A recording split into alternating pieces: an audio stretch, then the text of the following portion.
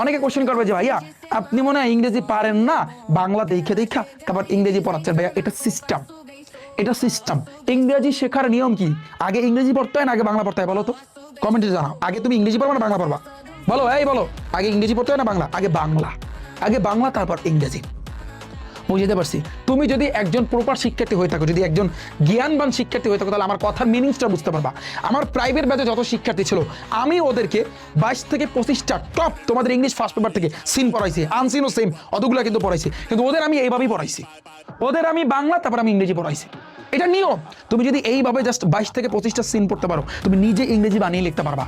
আমি এটা চ্যালেঞ্জ সহকারে বলতে পারি, আমি আমার শিক্ষার্থীদের যাদেরকে পড়াইছি, ওরা যদি ঠিকভাবে যেভাবে পড়াইছি ওইভাবে যদি পড়তে পারে, তাহলে ওরা এখন ইংরেজি নিজে বানায় লিখতে পারে। এমনকি ইংরেজি তুমি কথা বলতে পারবা, বাট তুমি যদি উল্টাপাল্টা ভাবে শিখো, তাহলে সেক্ষেত্রে কিন্তু ভাই তুমি কিচ্ছু করতে পারবা না। তো বাংলাদেশে আসলে শিক্ষার পদ্ধতিটা সম্পূর্ণ ডিফারেন্স।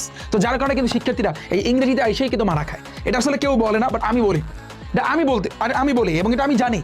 আমি তো 24 ব্যাচদের পড়াইছি, 25 ব্যাচদের পড়াইছি, 26 ব্যাচদের পড়াইছি, এবার 27 ব্যাচ পরবর্তী ব্যাচগুলোতে আমার একটা এক্সপিরিয়েন্স আছে না, আমার একটা অভিজ্ঞতা আছে না, যে আমি জানি না যে স্টুডেন্টরা বলে যে ভাই ইংরেজি দেখলে ভয় পাই, ইংরেজি গ্রামার পারি না। কেন ভাই তুমি পারো না? অনেকে বলে ইংরেজি বানায় লিখতে পারি না। কি রে ভাই, কি পড়ালেখা করছো তাইলে? কে তোমার ইংরেজি শিখাইছে?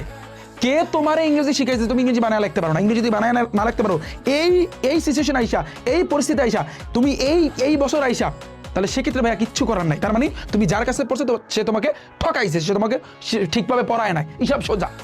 আমার কথা বুঝছো? কারণ ইংরেজি তোমার প্রপারলি শিখতে হবে।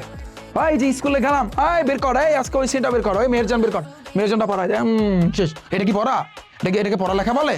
তো বাদ দাও, আমি আসলে এটা নিয়ে কথা বলতে চাই না। আমি বরাবর প্রত্যেকটা সাজেশনের ভিডিওতে বলি। তো যাই হোক, আমি তোমাদেরকে পড়াচ্ছি, তুমি একটু পড়ো।